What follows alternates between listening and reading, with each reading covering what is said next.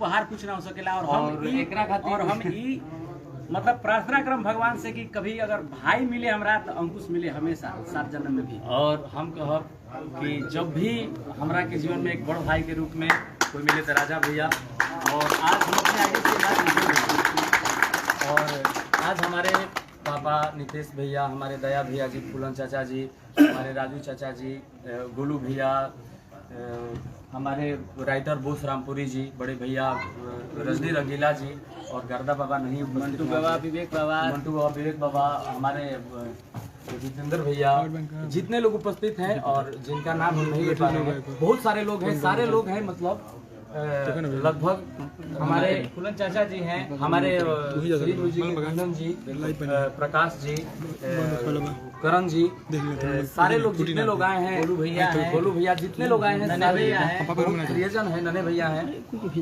इस राजा भैया का आशीर्वाद देने के लिए अपना छोट भाई हर वक्त यहाँ सब समझे नहीं और इस तरीका से प्यार प्रभु सर और हमारे जो वीडियो भी कर रहे हैं बैठ के खिलाड़ी हैं संतोष भैया और सारे लोग उपस्थित हैं और हमारे भोजपुरी इंडस्ट्रीज के सारे लोगों को धन्यवाद। आज सारे लोगों ने विश किया है कॉल कर करके हमारे भोजपुरी इंडस्ट्री के जितने भी धरोहर हैं तो सबको भैया आप सबको नमस्कार। और जितने भी एक्टर और एक्ट्रेस हैं सारे लोग कितने लोग ये केक भी भिजवाए हैं, कितने लोग वीडियो कॉल पे विश किया, तो जितना लोग रुआ सब आशीर्वाद दिले। और हमारे भोजपुरी इंडस्ट्री के सारी कंपनियां वेब आदि शक्ति, वर्ल्ड वाइड रिकॉर्ड्स, DF और ये देखिए ये केक हमारे ग्लोबल म्यूजिक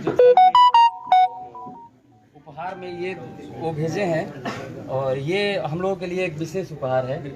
तो जितने भी हमारे इंडस्ट्रीज के लोग हैं, जितने भी कंपनियां हैं, सबका ये प्यार आशीर्वाद है। बस ये प्यार आशीर्वाद हमने दोनों भाई हाथ जोड़ के आप सबसे निवेदन करते नहीं जा कि ऐसे ही बनेले रखो। हमने दोनों भाई और भी मेहनत कर जाए, आप सबके अच्छा से अच्छा मनोरंजन करा पाए एकरा खातिर।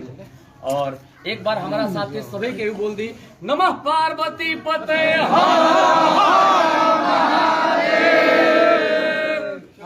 तारा चंडी मैया की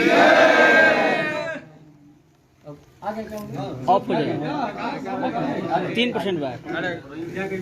चलिए happy birthday to you, happy birthday to you, happy birthday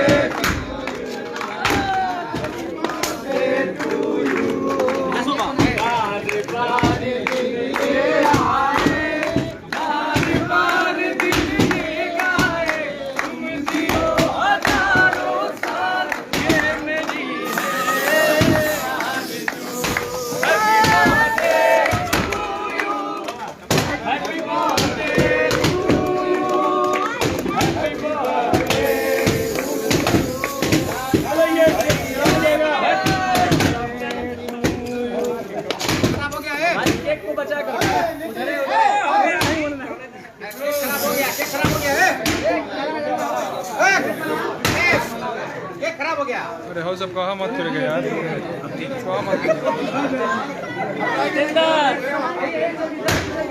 क्या हो गया तुमको?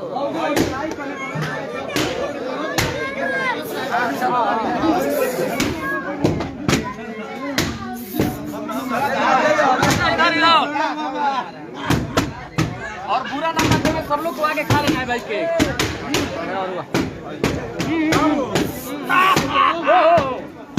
हमें के लिए